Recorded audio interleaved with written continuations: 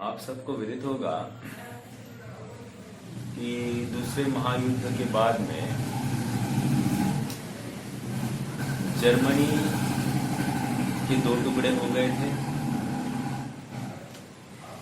और ऐसा निश्चित हुआ था कि जो मित्र देश है उनमें से एक जन जर्मनी का एक भाग देखेगा, दूसरा भाग देखेगा। और जापान के भी ऐसा समझौता हुआ था कि वो अब मिलिट्री नहीं रख पाएंगे, अर्थात अपना खुद का सैन्य वे नहीं रखेंगे। वे तो अमेरिका, उनका सारा सैन्य का जिम्मेदारी अमेरिका लेगा, अर्थात उनकी रक्षा की जिम्मेदारी अमेरिका लेगा। अपन भी 47 में अपन भी स्वतंत्र हो गए और अपने साथ में ऐसा कुछ नहीं हुआ।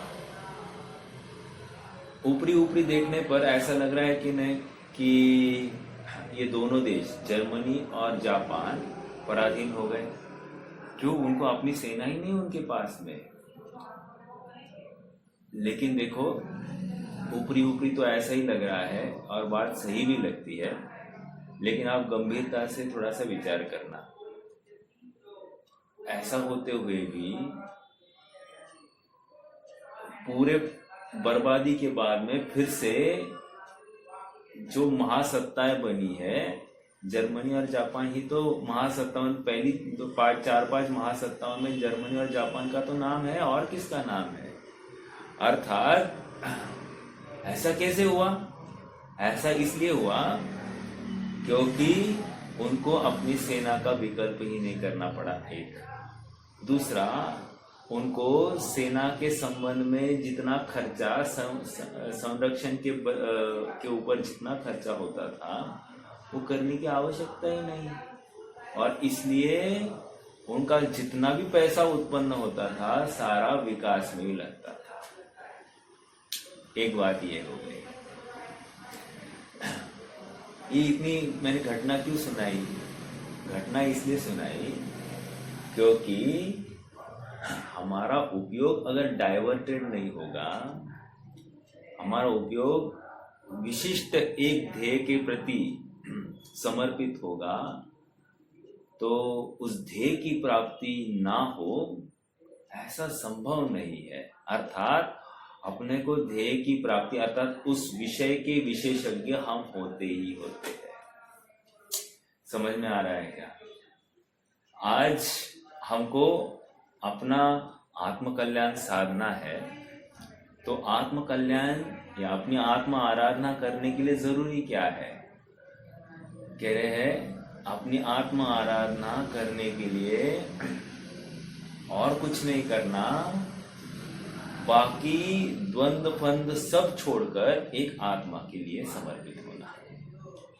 यदि मुझे कोई आकर पूछे, कोई वकीली भाषा लिखवानी है किसी स्टैम्प पेपर के ऊपर, तो मुझे कहे मुझे इतना लिख के दो, और मैं कहूँ मुझे नहीं आता है, तो कोई गलती है या मैं अज्ञान, मतलब मैं मूर्ख सिद्ध होऊंगा? नहीं सिद्ध होता हूँ। क्यों? क्योंकि मैं उस लाइन का विशेषज्ञ ही नहीं हूँ। हाँ, कोई आए मेरे पास और मुझे तत्व की बातें मेरे साथ करे और उसमें मैं कुछ कहने में असमर्थ होता हूँ या अन्य कुछ कहता हूँ, तो मैं मूर्ख सिद्ध होऊंगा। समझ में आ रहा है क्या? मूर्ख मतलब अज्ञानी। ऐसी बात यहाँ पर है, मतलब हम अपने क्षेत्र के विशेषज्ञ बने। और अपना क्षेत्र क्या है?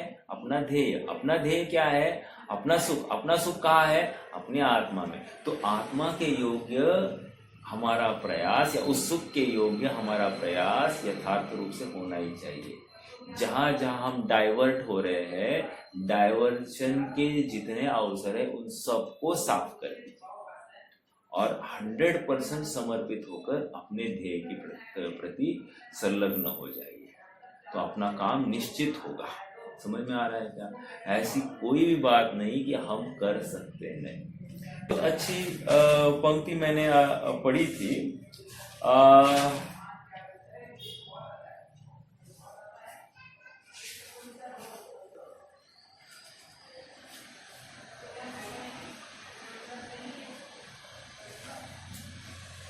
फेल्यूर विल नेवर ओवरटेक मी, ये किसका है? अभी मुझे दिखाई नहीं दे रहा है। Failure will never overtake me if my determination to succeed is strong enough. यदि मेरी शक्ति दुर्दम्य है, मुझे यशस्वी होना ही है, ऐसी मेरी तीव्र भावना है, तीव्र धगश है, तो अपयश मुझे ग्रसित नहीं कर सकता। समझ में आ रहा है? अपयश मुझे ग्रसित करे तभी कर सकता है जब मैं हार जाऊंगा, मैं अपना आत्मविश्वास खो बैठूंगा और मेरा सुख मेरे पास में है, इसका पूरा विश्वास मुझ में होगा, तो मैं बाहर से सुख की कल्पना ही नहीं करूंगा। मैं बाहर से तभी सुख की कल्पना करूंगा जब मुझे अपने ऊपर आत्मविश्वास नहीं होगा। समझ में आ रहा है क्या? चलिए, अपने को विषय में आना है। उसके पहले कल का एक प्रश्न था, उस प्रश्न की भी अपन चर्चा कर देते हैं। प्रश्न क्या था? निर्जरा। निर्जरा किसको कहते हैं? वैसे आप सबके पास में मोक्षमय प्रकाशक हो तो फटाफट ले लीजिए, मोक्षमय प्रकाशक पेज नंबर 78 पढ़ना है पहले। क्या कह रहे हैं देखो, मेरे पास ऑलरेडी ओपन है, मैं पढ़ता हूं, तब तक आप आपके पास का अरेंज कीजिए। तथा लास्ट पैराग्राफ है 78 पेज का, तथा कथनचित किंचित कर्म बंध का अभाव करना, उसका नाम निर्जरा है। कथनचित किंचित कर्म बंध का अभाव करना निर्जरा है। हमने आज तक निर्जरा की क्या परिभाषा देखी है? संवर की वृद्धि, या फिर पूर्व कर्म को खिरा देना, इतनी सी हमने परिभाषा देखी ना। मतलब पूर्व कर्म को खिरा देना, इतनी सी निर्जरा है। वैसे निर्जरा का शब्दशः अर्थ अगर आप देखोगे तो बहुत सरल और आनंद आएगा आपको। निहि अधिक जरा, निहि अधिक जरा। जरा मतलब क्या? बूढ़ा, बूढ़ा होना, मतलब कमजोर होना। समझ में आ रहा है क्या? निश्चेष रूप से, विशेष रूप से कमजोर होना। अर्थात यहां पर क्या कमजोर हो गया है? आत्म आराधना के प्रति विरोध कमजोर हो गया है, ऐसा लगा सकते हैं। समझ में आ रहा है? अर्थात आत्मा में स्थिरता विशेष बढ़ती जा रही है, निर्जरा। हाँ, आइए यहां पर डेफिनेशन क्या कह रहे हैं? कथनचित किंचित, कथनचित किंचित कर्मबंध का अभाव करना, उसका नाम निर्जरा है। वैसे मैं आप सबको बताऊं कि निर्जरा 4 प्रकार की होती है। द्रव्य निर्जरा, क्षेत्र निर्जरा, काल निर्जरा और भाव निर्जरा, है ना। द्रव्य क्षेत्र काल भावात्मक निर्जरा होती है। हम यूजुअली जिसको निर्जरा कहते हैं, हम प्रदेश या क्षेत्र की निर्जरा की अपेक्षा ही हमारी चर्चा चलती, अर्थात कर्मों का खिर जाना, कर्मों का खिर जाना, कर्मों का खिर जाना, इतना ही हम मानते हैं। उसके अलावा हम निर्जरा मानते हैं क्या?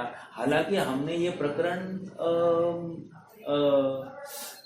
प्रथमोक्षम सम्यक्त्व के लिए हमने पढ़ा है। वहां पर जितनी भी निर्जरा होती है, 4 आवश्यक आदि सब बातें हमने पढ़ी है ना, त्रिकरण परिणाम के समय में। उस समय में वहां पर क्या होता है? असाता का साता में कन्वर्जन होता है 1, साता का अनुभाग तीव्र होता है 2, तीसरा साता का अनुभाग बढ़ जाता है, लेकिन स्थिति साता और असाता की स्थिति दोनों का क्या होता है? कौन बताएगा? साता और असाता की स्थिति का क्या होगा?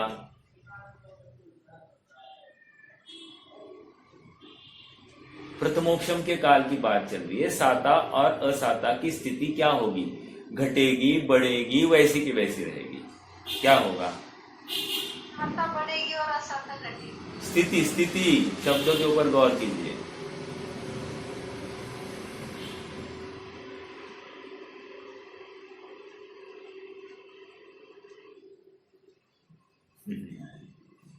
देखो, स सम्यक तो सन्मुख हो गया ना, वो प्रथमोपशम के सामने है ना, वो त्रिकरण परिणाम आया है ना, तो वहां पर अंत कोड़ा कोड़ी सागर प्रमाण सभी कर्मों की स्थिति होती, आयु कर्म को छोड़कर अंत कोड़ा कोड़ी प्रमाण सभी कर्मों की स्थिति कर दी है। इसका मतलब जो बाहर थे, कोड़ा कोड़ी के बाहर की इसमें थे, लिमिट में थे, सबको अंत कोड़ा कोड़ी में ले लिया। अर्थात स्थिति कम हुई कि नहीं हुई? किसकी हुई? पाप की या पुण्य की? दोनों की हो गई। अर्थात स्थिति कम ही होती है। हाँ, इतना होता है। देखो, निर्जरा की बात चल रही है, मैं निर्जरा के बाहर गया नहीं हूं, लेकिन मैं अन्य प्रकरण से आपको निर्जरा समझा रहा हूं। तो स्थिति निर्जरा में स्थिति भी घट रही है, पुण्य की भी घट रही है, पाप की भी घट रही है। आप कहोगे क्या फायदा, पुण्य भी घट रहा है स्थिति, अरे लेकिन पुण्य का अनुभाग बढ़ रहा है, ये बात है, और पाप का अनुभाग घट रहा है, या फिर उसका संक्रमण हो रहा है। संक्रमण मतलब असाता साता रूप कन्वर्ट हो रही है, ऐसा भी हो रहा है। तो ये सब प्रकरण हो रहा है। अब निर्जरा में आ जाइए, यहां पर क्या कह रहे हैं? कथंचित किंचित, कथंचित किंचित कर्म बंध का अभाव करना, उसका नाम निर्जरा है। यदि उसे न जाने तो उसकी प्रवृत्ति का उद्यमी नहीं हो तथा सर्वथा बंध ही रहे, जिससे दुख ही होता है। इसलिए निर्जरा को जानना। अपना पॉइंट खाली पहला ही है, तथा कथंचित किंचित। नाउ व्हाट इज कथंचित एंड व्हाट इज किंचित? मैं पंडित साहब के ही माध्यम से आपको फिर से ये निर्जरा का प्रकरण समझाऊंगा। Page number 232। कौन सा पेज? 232। आ जाइए वहां पर, 232। ये क्यों समझाना है मुझे? कथंचित किंचित समझाना है, उन्होंने लिखा है, क्या है वहां पर।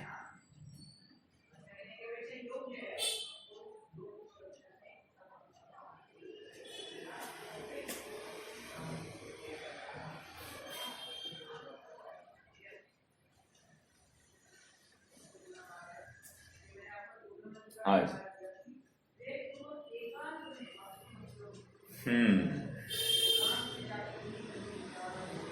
देखो, बीच में है बराबर। यहां कोई कहे कि शुभ भावों से पाप की निर्जरा होती है, पुण्य बंध होता है, परंतु शुद्ध भावों से दोनों की निर्जरा होती, ऐसा क्यों नहीं कहते? प्रश्न छोड़ दीजिए, अभी उत्तर देखिए। मोक्ष मार्ग में स्थिति का तो घटना सभी प्रकृतियों का होता है। फर्स्ट थिंग समझ में आया? स्थिति का घटना सभी प्रकृतियों का होता है। मैंने अभी एक्सप्लेनेशन दिया था, याद है सबको? क्या कहा था? अंत कोड़ा कोड़ी होती है। अर्थात मोक्ष मार्ग कह रहे मतलब क्या? निर्जरा हो रही है ना। मोक्ष मार्ग में और क्या होता है? निर्जरा ही तो हो रही है। संवर निर्जरा, संवर की अधिकता सो निर्जरा। बट यहाँ पर क्या कह रहे? मोक्ष मार्ग में देखो, द्रव्य क्षेत्र काल भाव, यहाँ पर काल की अपेक्षा चर्चा पहले की है इन्होंने। मोक्ष मार्ग में स्थिति का तो घटना सभी प्रकृतियों का होता है। ओके, पुण्य की हो या पाप की हो, दोनों की स्थिति घटती है। एक, वहां पुण्य पाप का विशेष है ही नहीं, अर्थात पुण्य का ज्यादा होगा और पाप का कम होगा, ऐसा नहीं, दोनों का घटना है। एक, और अनुभाग का घटना, अब स्थिति हो गई, दूसरा क्या कहेंगे? अनुभाग। ठीक है, और अनुभाग का घटना पुण्य प्रकृतियों में शुद्ध उपयोग से भी नहीं होता। सेकेंड पॉइंट क्या कह रहे हैं? अनुभाग का घटना पुण्य प्रकृतियों में शुद्ध उपयोग से भी नहीं होता। फिर कैसे होता है? अरे, शुद्ध उपयोग के साथ में जो शुभ राग है ना, उस शुभ राग से काम होने वाला है। अर्थात साथ में चाहिए शुभ राग। ओके, ऊपर ऊपर पुण्य प्रकृतियों के ऊपर मतलब ऊपरी गुण स्थानों में ऊपर पुण्य प्रकृतियों के अनुभाग का तीव्र बंध उदय होता है। क्या कहा? पुण्य प्रकृतियों के अनुभाग का तीव्र बंध और तीव्र उदय होता है। मतलब बंध भी पुण्य प्रकृति का बहुत हाई इंटेंसिटी का होगा और उदय भी बहुत हाई इंटेंसिटी का, बहुत पुण्य मतलब साताकारी उदय होगा। तो तीव्र बंध और तीव्र उदय होता है और पाप प्रकृतियों के परमाणु पलटकर शुभ प्रकृति रूप होते हैं। ऐसा संक्रमण शुभ तथा शुद्ध दोनों भाव होने पर होते। निर्जरा की बात चल रही है, निर्जरा की बात। निर्जरा में क्या है, यही तो बात होती है, शुद्ध और शुभ दोनों भाव चाहिए, इसलिए पूर्वोक्त नियम संभव नहीं है। विशुद्धता ही के अनुसार नियम संभव है। मुझे क्या समझाना था, कथंचित, कथंचित का अर्थ क्या लेना, तो कह रहे कथंचित का अर्थ स्थिति और अनुभाग लेना। मतलब क्या, स्थिति घटना और अनुभाग बढ़ना, पुण्य का अनुभाग बढ़ना, पाप का अनुभाग घटना। ओके, ये कथनचित में हो गया।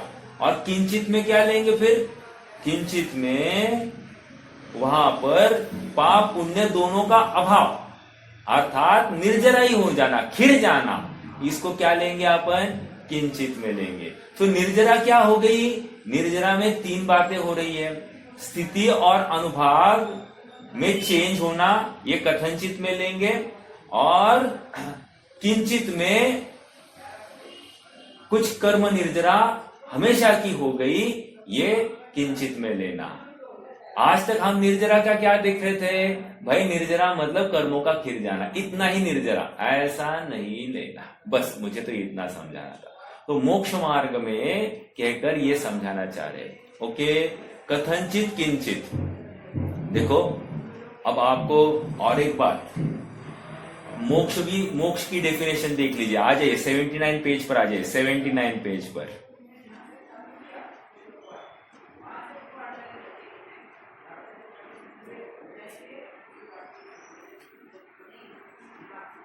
देखो मोक्ष का डेफिनेशन अभी, तथा, अभी पहले निर्जरा का पढ़ा था ना, निर्जरा का फिर से एक बार पढ़ लीजिए। तथा कथनचित किंचित कर्मबंध का अभाव करना, उसका नाम निर्जरा।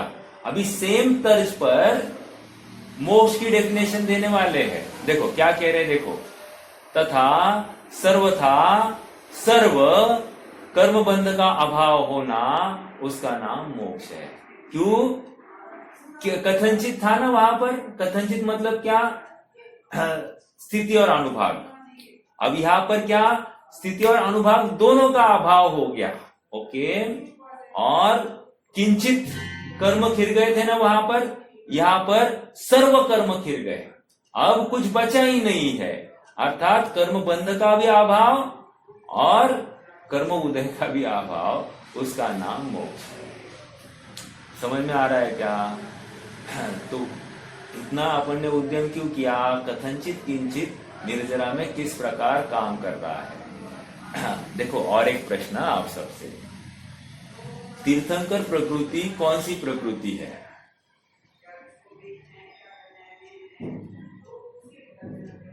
तीर्थंकर प्रकृति कौन सी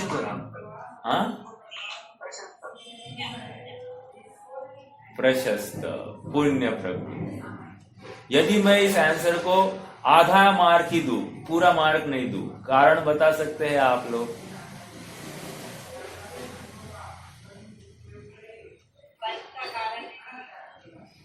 नहीं, वैसा नहीं। अरे स्थिति अपेक्षा महत्वपूर्ण, पेज नंबर 27 रेफर कर लेना। स्थिति अपेक्षा तीर्थंकर प्रकृति पाप प्रकृति है, और अनुभाग अपेक्षा तीर्थंकर प्रकृति पुण्य प्रकृति कही गई है। हाँ, तो इसलिए मैंने कहा आधा ही मार्क दूंगा, पूरा मार्क नहीं दूंगा। स्थिति की अपेक्षा मात्र 3 आयु को शुभ प्रकृति कहा है, बाकी 145 को अशुभ प्रकृति में गिना है। तीर्थंकर प्रकृति भी अशुभ प्रकृति, स्थिति अपेक्षा, स्थिति, हाँ स्थिति, हाँ, और अनुभाग की अपेक्षा उसको पुण्य प्रकृति कह सकते हैं। ठीक है, भाव उदय की अपेक्षा। हाँ, देखो यहाँ पर है ना, प्रदेशों की ज्यादा चर्चा नहीं थी। हाँ बोलिए।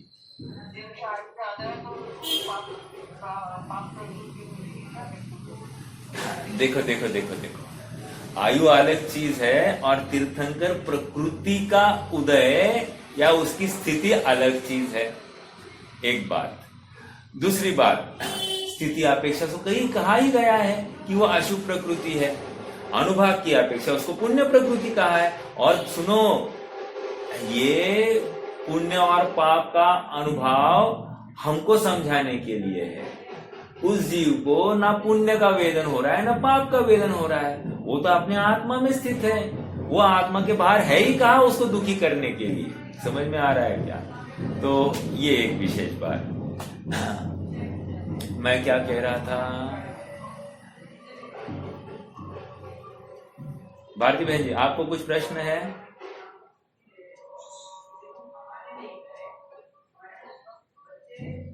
नहीं, चलो ठीक है।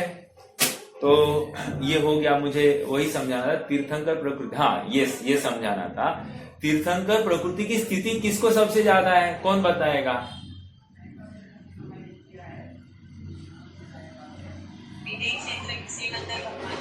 नहीं नहीं नहीं नहीं, तीर्थंकर प्रकृति की स्थिति बंद किसको ज्यादा है, मुझे ये पूछना है।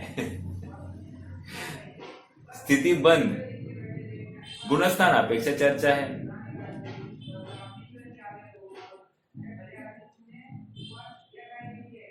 चलो चतुर्थ गुणस्थान वाला आएगा, ठीक है।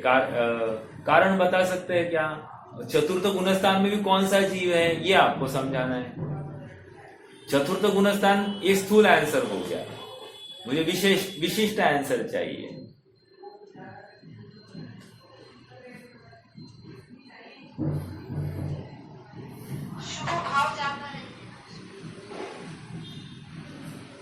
समझकर बोलना।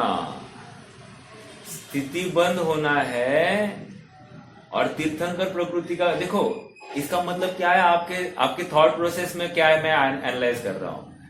आपकी थॉट प्रोसेस में जितनी ज्यादा स्थिति उतना अच्छा, ऐसा आप कह रहे हो, बराबर। लेकिन हम अभी अभी क्या आए ना, अशुभ प्रकृति है, स्थिति अपेक्षा तीर्थंकर प्रकृति अशुभ है।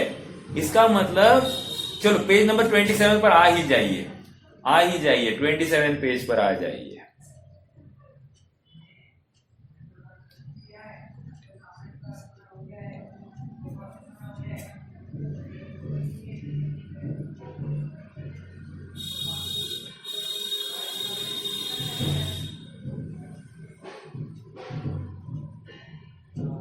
हाँ देखो यहां मिल रहा है कि लास्ट पैराग्राफ की चौथी लाइन, यहां देव मनुष्य तिर्यंचों के बिना अन्य सर्व घातिया अघातिया प्रकृतियों का अल्प कषाय करने पर थोड़ा स्थिति बन, महत्वपूर्ण, अल्प कषाय करने पर थोड़ा स्थिति बन और बहुत कषाय करने पर बहुत स्थिति बन। अब मुझे आपका आंसर चाहिए, ये अंडरलाइन करना, अंडरलाइन, यहां से आंसर है, यहां पर आंसर है। तीर्थंकर प्रकृति की स्थिति कौन ज्यादा बांधेगा, कम कषाय वाला या ज्यादा कषाय वाला? पहले तो मुझे इसका जवाब दीजिए।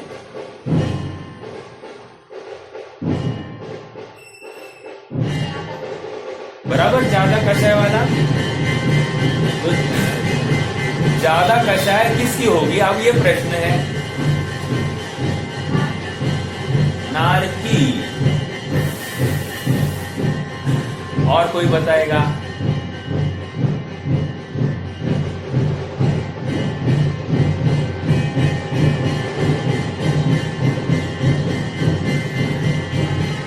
देखो, नारकी नहीं लेना, नरक में जाने वाला जीव, मतलब नरक उन्मुख हुआ जीव, वो, एक मिनट,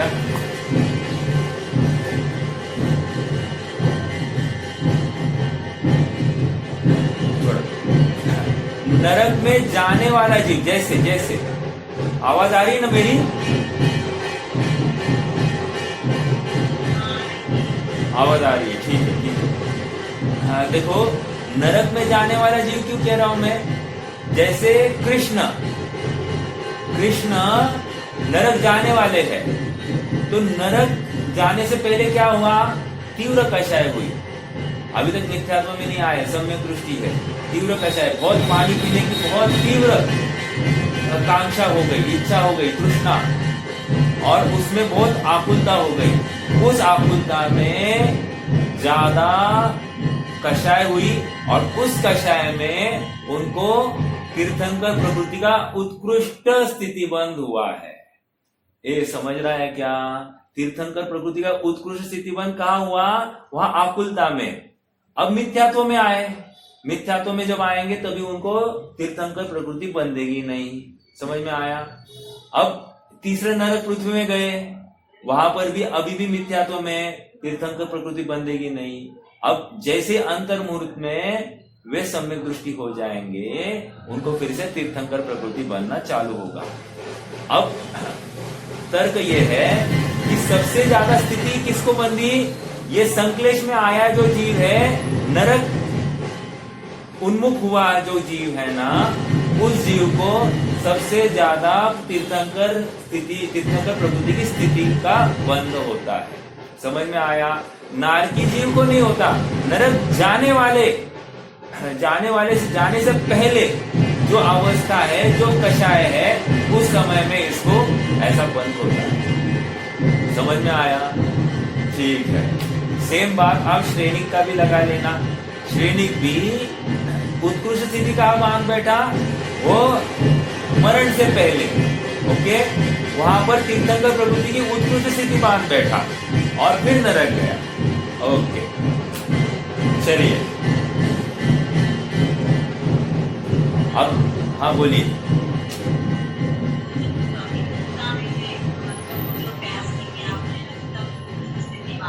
हाँ,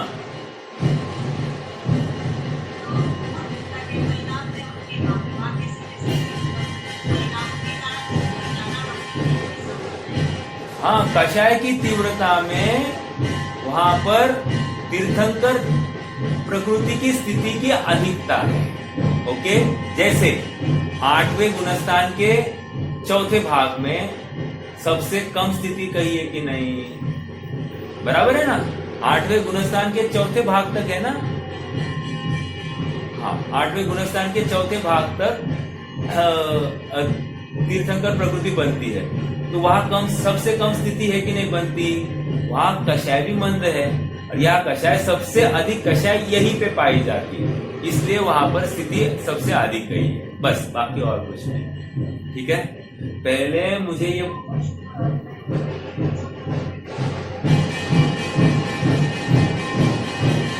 जरा जोर से बोलना पड़ेगा, मेरे यहाँ पर बाजे चल रहे हैं, क्यों है क्या मालूम नहीं।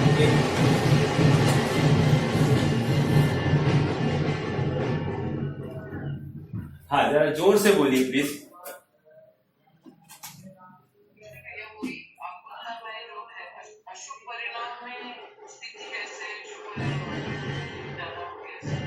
हाँ देखो, आकुलता में वहां पर कषाय तीव्रता हुई है, बात बिल्कुल सही है, लेकिन वहां पर अनंतानुबंधी का तो अभाव है कि नहीं? अभी भी एट दिस मोमेंट अनंतानुबंधी का अभाव है कि नहीं है? तो उसके बल पर हो गया, वहां पर तीर्थंकर प्रकृति बनने योग्य है, सो बन रही है। हाँ, अप्रत्याख्यानावरण आदि का उदय तो चल ही रहा है, तो चल रहा है, तो अप्रत्याख्यानावरण आदि का तीव्र उदय, उसमें यह स्थिति बंद हो रहा है, अनंतानुबंधी में नहीं हो रहा है बंद, अप्रत्याख्यानावरण आदि के तीव्र उदय में हो रहा है। सॉरी, उस संबंधित तीव्र कषाय में हो रहा है, उदय नहीं कहेंगे, कषाय जीव कर रहा है, तो उस कषाय में ये हो रहा है, ऐसा लगा।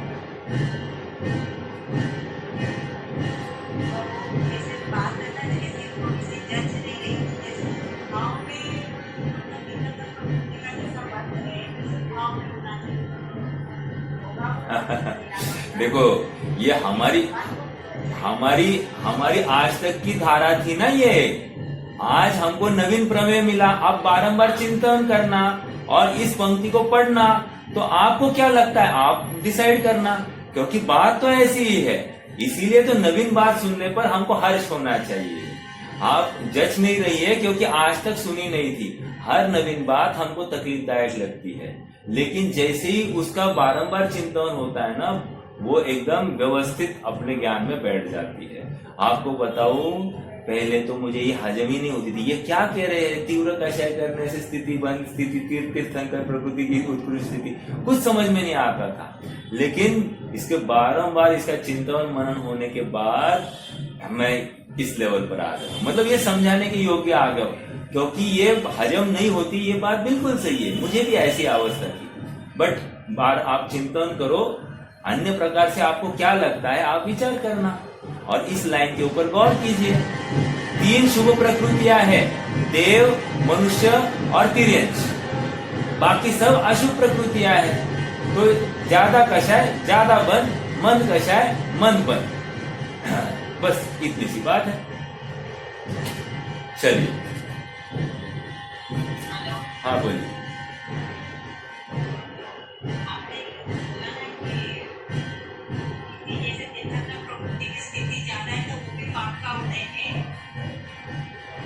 पाप का उदय नहीं, वहां पर कषाय कर रहा है जी। हाँ, और बाहर में प्रसंग तो बने ही है पाप जनक।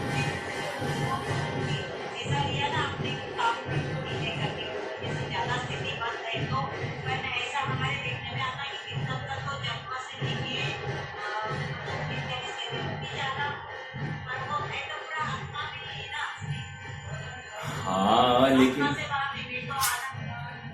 एक बात अपेक्षा अलग है कि उसकी प्राप्ति को समय है, उसकी जो अवस्था आनी है उसके लिए कुछ टाइम है,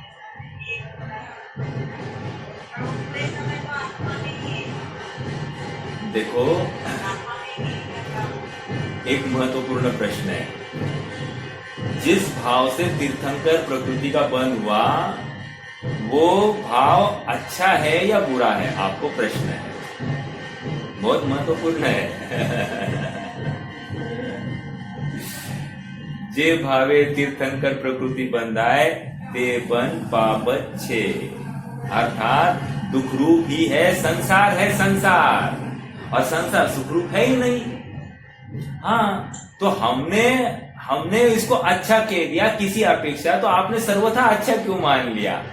वो तो किसी विशिष्ट परिप्रेक्ष्य में अच्छा है, सर्वथा थोड़ी अच्छा है। नहीं नहीं नहीं, तीर्थंकर प्रकृति अच्छी किसने कही?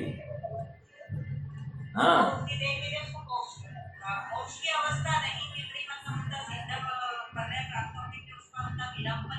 लग रहा है ना, बिल्कुल सही है। अभी वो भाषणबाजी करनी पड़ेगी, अभी काम हो गया है, सब कुछ हो गया, अभी भी भाषणबाजी करते बैठना है। 1 कोटि पूर्व तक कितना बड़ा काल है वो, कितना बड़ा, छोटा भी नहीं है ना, लेकिन ऐसा ही है। ठीक है, देखो आज एक प्रश्न आया, भाषा पर्याप्ति, अच्छी भाषा पर्याप्ति बनने के लिए क्या किया जाए, और खराब भाषा पर्याप्ति क्यों बन रही है? 2 प्रश्न थे कि खराब भाषा पर्याप्ति क्यों हुई, एक, और अच्छी भाषा पर्याप्ति बनने के लिए क्या किया जाए। प्रश्न समझ में आया? आप लोग क्या जवाब दोगे? अच्छी भाषा, मेरा एक ही प्रश्न का जवाब दीजिए, अच्छी भाषा पर्याप्ति के बन के लिए आप क्या करोगे?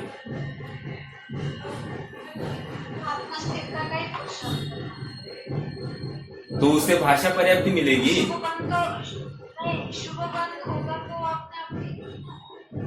अच्छा, और किसी को आंसर देना है? हाँ,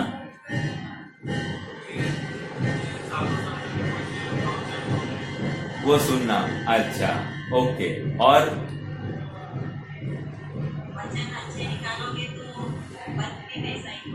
ओके, ठीक है, और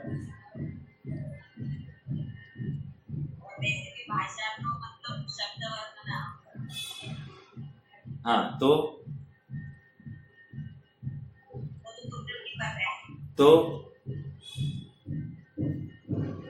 उसका करना चाहिए नहीं है। हाँ, पर फिर भी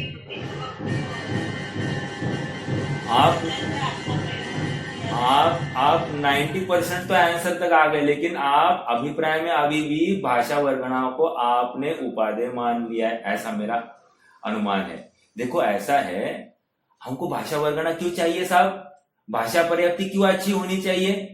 हमको तो भाषा पर्याप्ति का तो अभाव करना है। किसने कहा भाषा पर्याप्ति चाहिए? प्रश्न ही गलत है। अरे प्रश्नकार कुछ भी पूछेगा, हमारा समाधान यह है कि हमको इसका अभाव करके सिद्ध अवस्था प्राप्त करनी है। इसका मतलब अभी भी अभिप्राय में सिद्ध अवस्था नहीं है हमारे, हमको अभी भी अच्छा और बुरा, इष्ट अनिष्ट कल्पना चल रही है पर्याप्तियों में, जो कि गलत है। और यही बात यहां पर समझा रहे हैं भाई, दो द्रव्यों में कोई संबंध है ही नहीं और तू संबंध स्थापित करने की कल्पना कर रहा है। 93 नंबर की गाथा में यही बात आई थी कि नहीं? युद्ध सिद्ध संबंध दो द्रव्यों में होता ही नहीं है। जो होता नहीं तो तू क्यों स्थापित कर रहा है? और देखो तुम उससे सुखी होने की कल्पना कर रहे हो, यही अपराध है। यही देखो, दिस इज ये अभ्यास है, ये एग्जाम्पल्स खड़े करने हैं अपने जीवन में, डे टू डे लाइफ में ऐसे प्रश्न खड़े करने और फिर पूछना। समझ में आ रहा है क्या? हमको लगता है कि नहीं। हाँ, अगला प्रश्न ये है, को बुरा कहा होगा, किसी के बारे में छल कपट किया होगा, किसी की निंदा की होगी, तब जाकर ये सब भाषा पर्याप्ति संबंधी ये अशुभ असाता रूप, मतलब नेगेटिव दुस्वर जिसको कहते हैं, उस जाति का बंध हमको हो गया। ये हो सकता है आंसर, लेकिन अच्छी भाषा पर्याप्ति के बंध के लिए क्या करना, ये प्रश्न ही गलत है। हाँ, अब दूसरी बात, प्रिया भाभी ने जो कहा कि आत्म आराधना करना, लेकिन मेरा प्रश्न है, आत्म आराधना करने से भाषा पर्याप्ति मिलेगी या नहीं मिलेगी? और उसकी वांछा करता हुआ बैठेगा क्या? वो नहीं बैठेगा, वो तो आत्म आराधना करता हुआ देखेगा। ठीक है, उपादेय नहीं है भाषा पर्याप्ति की प्राप्ति करना, उपादेय नहीं। प्रेफरेंस है, ऐसा मेरा कहना था। अच्छा, आत्मस्थिरता ही प्रेफरेंस पे है। नहीं, बट अभिप्राय में इससे मिलेगी, ये बात भी गलत है, मुझे ये कहना है। अगर आपका सोच सही थी तो मुझे कोई विरोध नहीं है, मुझे तो इतना ही कहना है कि वहां पर मतलब पूछने वाले के लिए बताया मैंने, मेरे से नहीं था पूछने वाले के लिए। नहीं, देखो ना, यही तो मैं कह रहा हूं, पूछने वाले ने मुझे यही पूछा तो मैंने यही जवाब दिया। अरे क्यों चाहिए तुमको भाषा पर्याप्ति? तुम्हें तो उसका अभाव करना है, तुम्हें सिद्ध होना है। तो जब सिद्ध होना ये तुम्हारा टारगेट है, तो भाषा पर्याप्ति आई कहां से? प्रश्न तो हमारा उल्टा ये होना चाहिए, हमको चाहिए ही नहीं ना। और अब अगली बात, भाषा पर्याप्ति सचमुच अच्छी और बुरी बात है ही नहीं। क्यों? क्योंकि वो परद्रव्य है और उसके प्रदेश न्यारे है। जब प्रदेश न्यारे है तो भिन्न पृथक प्रदेशत्व है, तो पृथक प्रदेशत्व से उनमें मेरा कुछ कर्तापन चलता नहीं, उनका मुझ में कुछ कर्तापन होता ही नहीं, वे मुझे कुछ सुखी दुखी करते नहीं और मैं उनको अपने अनुसार परिणमित कर सकता नहीं। समझ में आ रहा है क्या? बहुत गंभीर है ये चिंतन, और इसीलिए ये प्रवचन सार की जो चर्चा चल रही है बहुत कार्यकारी, इसमें रिलेटिविटी हमको करते आना चाहिए कि चाहिए कि नहीं चाहिए। ऐसे प्रश्न आते तो पहले ना, कल रात में आया, मैं बोला परेशान, एक तो इस आत्मा को स्वाध्याय तो करने का नाम नहीं, लेकिन प्रश्न किए हैं। मैंने कहा क्या करना, जवाब देना कि नहीं जवाब देना? तो मैंने कहा चलो जवाब दे देते। तो मैंने सुबेश श्रेयांश को कहा, बेटा तुम खाली वीडियो, मतलब एक रिकॉर्डिंग करो आंसर्स का और भेज दो। और उसके बाद में उनके फिर से कुछ प्रश्न आए और फिर समाधान हो गया। मुझे तो ये कहना था कि जो स्वाध्याय हो उसके लिए अपन समझाए तो ठीक है, जिसको स्वाध्याय करना नहीं, बस कहीं से क्वेश्चंस आ गए इसलिए उसका समाधान देना है, उसमें क्या वैल्यू आती है? वहां पर फिर दम नहीं आता है ना, फिर प्रयास करने को भी भाव नहीं होता है अपने को। चलिए आइए, अभी अपने प्रकरण में आ जाइए। 107 नंबर की गाथा है। किंचित में क्या किया था? मतलब कथनचित में वो स्थिति अनुभाग आया, किंचित में क्या? किंचित में ना, वहां पर कर्मों का क्षय ही हो गया है। किंचित खिरे ना, किंचित कर्म खिरे, वो किंचित में लिया, समझ में आया? और उसका अपोजिट मोक्ष में आप वहां पर क्या दिखा? सर्व कर्म का क्षय हुआ या किंचित कर्मों का क्षय हुआ। और कथनचित में वहां पर किसी अपेक्षा से निर्जरा हो रही है ऐसा कहा जा रहा है, जबकि नवीन बंध तीव्र हो रहा है, यहाँ पर तीव्र अनुभाग वाला बंध हो रहा है। तो इसलिए कथनचित और किंचित ये दोनों चाहिए निर्जरा में। बात यह है, जबकि हमारी चर्चा में मात्र वो कर्म खिरने की बात आती है, हमारी चर्चा में बंद हो रहा है, ये चर्चा में आता नहीं और हमको स्वीकार भी नहीं, हमारे जहन में भी वो आती नहीं कल्पना कि नवीन कर्म बन रहा है हमको इस समय में, ये अपने को वो बात बैठ ही नहीं रही है, इसलिए कथनचित किंचित की बात आती है। ठीक है, जब ये प्रकरण हुआ था तब सिर्फ प्राप्त प्रकृतियों का अभाव ही किया था, पुण्य प्रकृतियों का हाँ हुआ ना, वो नहीं आ रहा था, स्थिति वगैरह का इतना नहीं आ रहा। हाँ नहीं आ रहा है, वही ना विशेषता, हर समय में विशेषता होती है। उस समय में अपना ज्ञान कम था, आज कम थोड़ा सा बढ़ गया है, और हो सकता है इसकी अगली बार और कुछ विशेषता होगी, मालूम नहीं, हो सकता है, बट ये अभी नवीन विशेषता आ गई। बिल्कुल सही है आपका बात। हाँ, उसकी धारा तो एक ही थी कि भाई पाप प्रकृतियों में घटना और पुण्य प्रकृति में बढ़ना, ये बात तो थी ही थी, बट ये स्थिति और अनुभाग का ये जो 232 नंबर का पेज के साथ में रिलेशन बताया, ये नवीन बात थी। ठीक है, हाँ ये तो मैंने मतलब सचिन जी के प्रवचन से मैंने ये बात पकड़ी और आप सबके साथ में शेयर की, मतलब ये मेरी उपज नहीं है, उनके अभ्यास का ही अपन श्रेय है। तो ठीक है, चलिए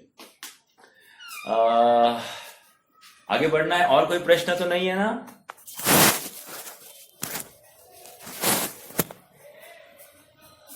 चलिए आइए, आज ये 107 नंबर की गाथा की तरफ देखते हैं। कल थोड़ी चर्चा हुई थी, गाथा का पाठ करते हैं। सद्दवम सच्च गुणो सच्चेय सच्चेवय पज्जयोति वित्थारो जो खलु तस्य अभावो सो तद्भावो अतभावो सद्द्रव्य सद्गुण और सत्पर्याय सत्विस्तार है, तद्रूपता का अभाव ही तद अभाव और अतद्भाव है। बहुत सरल गाथा है, इतनी सी बात है, द्रव्य और गुण में भिन्नता है, उस भिन्नता को अन्यता कहते हैं, उस अन्यता को अतद्भाव कहते हैं। इतनी सी बात है, एक कदम आगे बढ़िए। द्रव्य और पर्याय में भी अन्यत्व है, गुण और पर्याय में भी अन्यत्व है। बस अब एक प्रश्न है आप सबसे, राग, मुझ में राग हुआ है, इस राग की पर्याय का आत्मद्रव्य के साथ में क्या संबंध है? आपको दो अपेक्षा से आंसर देना है, मैं ये अपेक्षा बोल रहा हूं, एक समय सार की अपेक्षा है और एक प्रवचन सार की अपेक्षा है। कौन बताएगा? मेरा राग वर्तमान समय का, इस राग की पर्याय का आत्मा के साथ में क्या संबंध है, अर्थात अभाव है या नहीं है? पहला प्रश्न, अभाव है तो कौन सा अभाव है, और समय सार की अपेक्षा इसी राग का द्रव्य के साथ में क्या संबंध है, ये दूसरा प्रश्न है।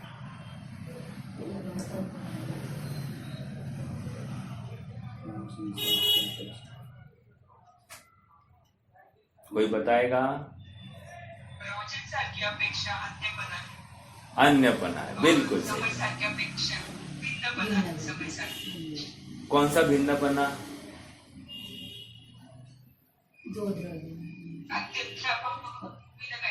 अत्यंत भाव वाला लगाएंगे, ठीक है, गुड गुड, चल जाएगा। देखो वहां अत्यंत भाव लगाने की अपेक्षा ये है समय सार की, संवर अधिकार की चर्चा है मेरे ख्याल से, वहां पर कह दिया 181 गाथा के आसपास, वहां पर कह दिया कि आत्मा के प्रदेश, ज्ञान के प्रदेश अलग और राग के प्रदेश अलग है। अच्छा दोनों के प्रदेश भिन्नत्व कर दिया, और दोनों के प्रदेश भिन्न है। जब भिन्न प्रदेश है तो इसका कर्ता ये नहीं होता, इसका कर्ता वो नहीं होता, खत्म हो गई। ये समयसार की भाषा। अब प्रवचन सार में आ जाइए। प्रवचन सार कह रहे हैं कि जहां आत्मा के प्रदेश है ना, वहीं पे राग हुआ है। राग और आत्मा के प्रदेश भिन्न भिन्न नहीं है। जिस प्रदेश में राग है उसी प्रदेश में आत्मा रहता है। अच्छा, ये दो बातें हैं। हाँ, दो बातें हैं। दोनों जगह प्रयोजन अलग है। यहां पर अतत भाव है, भिन्नपना है, अतत भाव है। क्यों? उस राग जितना ही आत्मा नहीं है। आत्मा उस राग के अलावा अन्य और बहुत कुछ है, इसलिए राग जितना आत्मा नहीं है। और वो राग मात्र आत्मा नहीं है, राग के अलावा और अन्य अनेक गुण है, वे भी आत्मा के आश्रित है। ठीक है, तो ये अन्यत्व ऐसा घटित हो रहा है। अब अगला प्रश्न, मेरा राग वर्तमान समय का और आपका राग वर्तमान समय का, तो मेरे आत्मद्रव्य का मेरे राग के साथ में अतत भाव है। अब मेरे आत्मद्रव्य का आपके राग के साथ में क्या संबंध है? आपके राग की पर्याय के साथ में क्या संबंध है?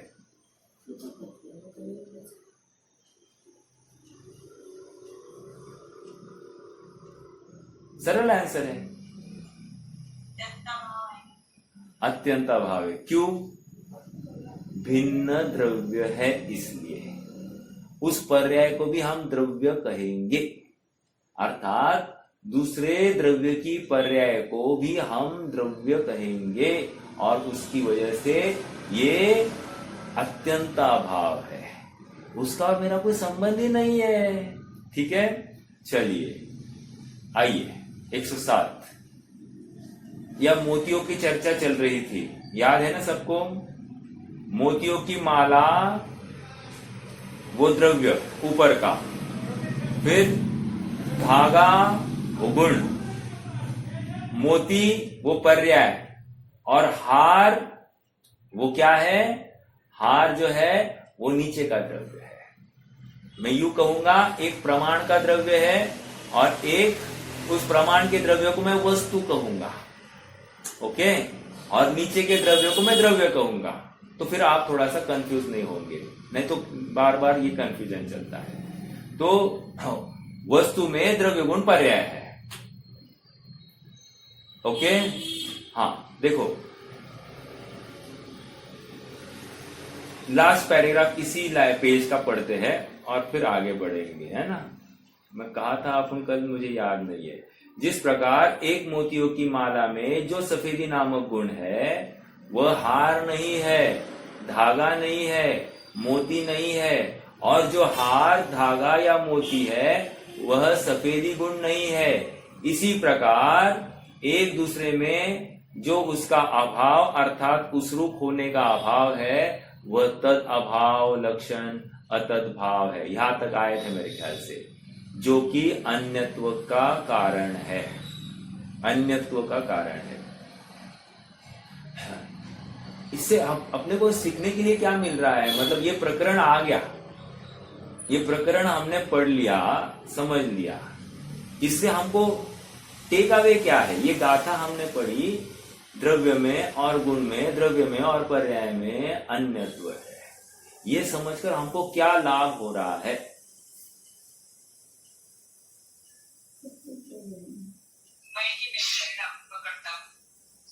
मैं ही इस परिणाम का करता हूं, एक, ठीक है। लेकिन अन्यत्व कह रहे हैं ना, अन्यत्व से हमको क्या समझ में आ रहा है?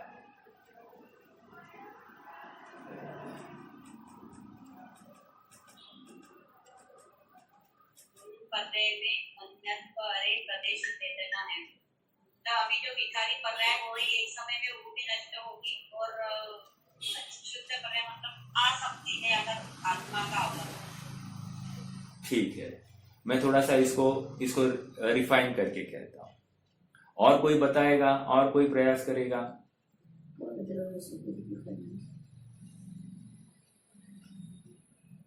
विकल्प पर्याय हो भी गई तो भी उसमें न अटक के वो मेरे साथ है ऐसा जानकर आगे कुछ शर्त पढ़नी। बहुत अच्छा, ये मुझे अच्छा लगा। और बोलिए,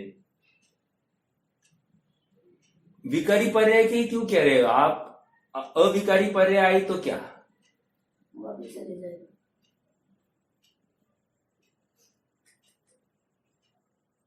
वो भी एक समय में ना ये समझ में आ रहा है क्या? हाँ, विकारी हो अविकारी हो, वे दोनों मात्र द्रव्य नहीं है, अर्थात उतनी पर्याय मात्र द्रव्य नहीं है, क्योंकि उनमें अन्यत्व है। उतनी पर्याय मात्र द्रव्य नहीं है, इसलिए अनुकूल पर्याय में फूल जाना और प्रतिकूल पर्याय में हताश हो जाना ये कोई बात होती नहीं है। अर्थात हौसला हारने और हौसला बनाए रखने का कोई प्रसंग ही नहीं है। वस्तु स्वरूप की तरफ से देखो तो द्रव्य का ये स्वयं परिणमन है, वो एक क्षण मात्र का है, वो अगले क्षण में व्यय को प्राप्त होने वाला है। इसलिए अगर खराब भी हो, हताश होने का अवसर नहीं। मैं तो हूं और अच्छा भी हुआ तो फूलने की अवसर नहीं, क्योंकि वो एक समय का है। अहंकार करने की कोई बात ही नहीं है। अर्थात मद का अभाव हो जाता है और दीनता का भी अभाव हो जाता है। अपनी वस्तु की तरफ अपनी दृष्टि बनती है, अपनी महिमा जागृत होती है, पर पदार्थ मेरे लिए अकिंचित करे, अप्रभावी है, ऐसा नक्की हो जाता है। समझ में आ रहा है क्या? अच्छा, चलो देखो अभी यहां पर आ जाइए।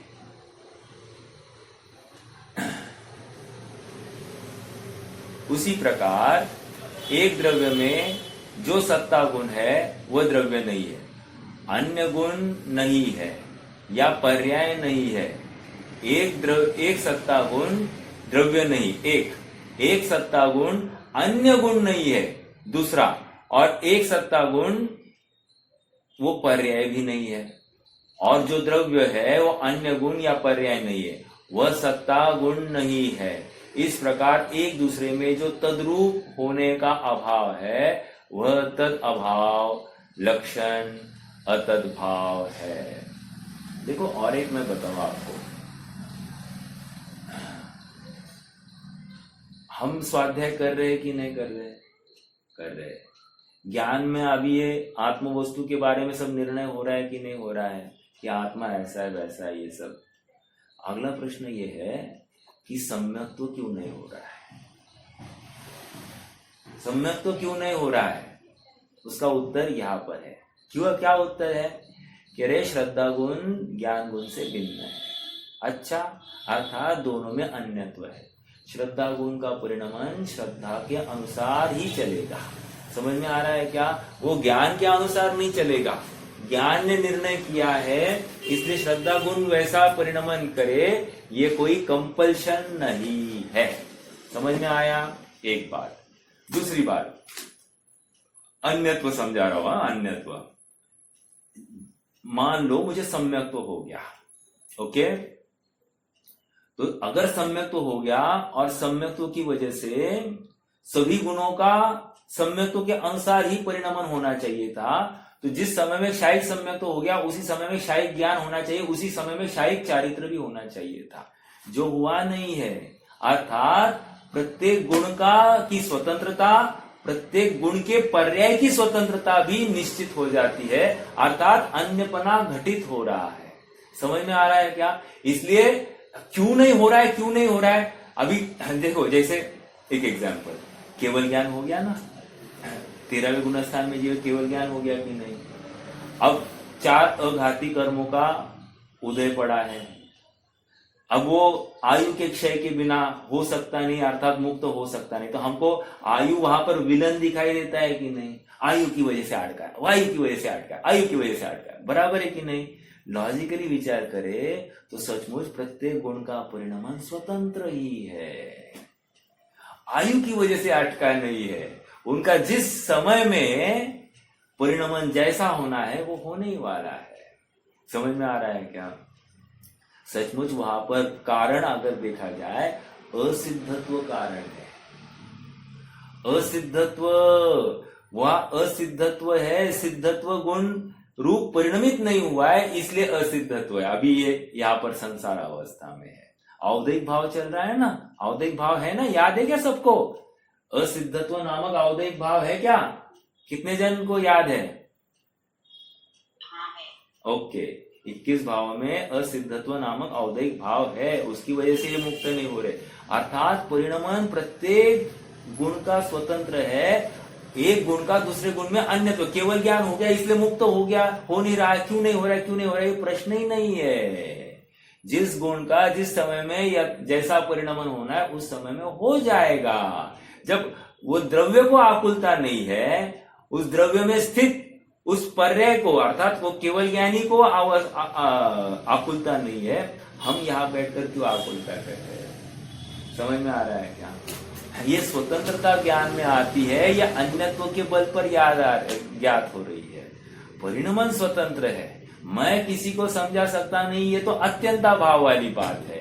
लेकिन अपनी पर्याय भी जो मन चाहिए हो वही होगी, ये भी संभव नहीं है। जब तीर्थंकर कुछ कर नहीं पा रहे उनकी पर्याय में, हम कहा कर पाएंगे? देखो श्वेतांबरों में, ये मैंने सुना है, मुझे ज्यादा एकदम बहुत क्लियरली ये नहीं है, बट ये मेरी ऊपरी ऊपरी सुनी हुई बातें हैं। तो वहां पर ये आया कि महावीर भगवान को जब निर्वाण होना था, तो निर्वाण जिस घड़ी में हो गया वो घड़ी ठीक नहीं थी। तो उस समय में कुछ लोगों ने, मनीषियों ने ऐसा एक तर्क दिया कि उनकी एक्सटेंड हो जाए, उनका निर्वाण एक्सटेंड हो जाए तो दूसरा नक्षत्र लगेगा। कौन से नक्षत्र में हुआ, किसी को मालूम है? महावीर भाई, हाँ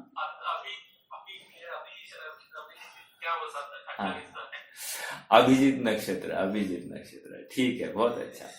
अभिजीत नक्षत्र में हुआ है, वो नक्षत्र हट जाए तो ठीक हो जाएगा, ऐसा कथन वहां पर आता है। बट छोड़ो ना उन बातों को, होनहार होकर ही रहती है। प्रत्येक द्रव्य का, उस द्रव्य का उस काल में परिणमन हो गया, इसकी वजह से अच्छा और बुरा होने की बात है ही नहीं। समझ में आ रहा है क्या? प्रत्येक द्रव्य स्वतंत्रता से अपना परिणाम कर रहा है, परिणमन कर रहा है। अर्थात पंचम काल लगने वाला था, सब दुखमा काल चालू होने वाला था, तो उस अपेक्षा से किसी ने कह दिया होगा, ये अलग बात। बट मुझे तो इतना ही कहना है कि एक द्रव्य का दूसरे द्रव्य के साथ में कोई संबंध नहीं। वहां पर वो तर्क दिया गया है कि ऐसा होता तो और वैसा होता तो, ये इफ्स एंड बट्स के लिए कोई अवसर नहीं है वस्तु व्यवस्था में। हाँ, एक समय आगे पीछे ऐसा कोई अवसर नहीं है, ठीक है। ये सब इस प्रकरण को, ये अन्यत्व के प्रकरण को समझने से लाभ हो रहा है। आप पकड़ रहे हैं ना मेरी बात को? ये हल्के में मत लेना ये विषय, ये अपने तत्व चिंतन के लिए, तत्व निर्णय के लिए अत्यंत अत्यंत प्रभावी है। कौन कितना ले सकता है? जिसने जितना अपना उपयोग और जितना अपना लोटा लेकर आया है वो उतना ले पाएगा, और मैं कितना दे पाऊंगा? आपके पुण्य के प्रमाण दे पाऊंगा। तो कहने की बात इतनी है कि निरंतर इसमें से कुछ खींचने की प्रयास करना और अपने जीवन में उसको अप्लाई करना कि इससे क्या लाभ हुआ। एक द्रव्य का दूसरे द्रव्य के साथ में कुछ नहीं, एक गुण का दूसरे गुण के साथ में नहीं है, इसलिए मैं इसको परिणमाऊं, मैं इसको परिणमाऊं, ये बात ही कहा लाई। देखो, एक आंख में मोतिया भी हो गया है और उसी आंख में ना फोड़ा भी हो गया है, तो डॉक्टर क्या बोलेगा? डॉक्टर बोलेगा ये फोड़े का इलाज पहले करके आओ, अर्थात दूसरे डॉक्टर से करके आओ, उसके बाद में फिर मैं अपन मोतिया का इलाज करेंगे। समझ में आ रहा है क्या? मैं एग्जाम्पल दे रहा हूं, कदाचित वो भी डॉक्टर करेगा, लेकिन समय भेद होगा ही होगा। पहले फोड़े का उपाय होगा, उसके बाद में मोतिया का उपाय होगा, ये होगा कि नहीं होगा? अर्थात समय भेद है, एक साथ नहीं काम होगा। नहीं वही डॉक्टर है, उसी के पास काम करना है, वही सब ठीक करने वाला है, दोनों का इलाज एक ही साथ करे, नहीं हो सकती है बात। क्रम से ये काम होने वाला है। ये अन्यत्वपना हमको दिखाई दे रहा है। समझ में आ रहा है क्या? हम चलिए आ जाइए यहाँ पर आ जाइए।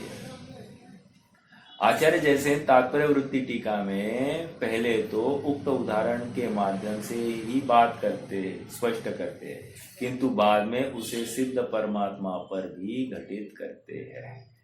ठीक है, पढ़ना है क्या जयसेन स्वामी का? मेरे पास में है जयसेन स्वामी का। एक मिनट,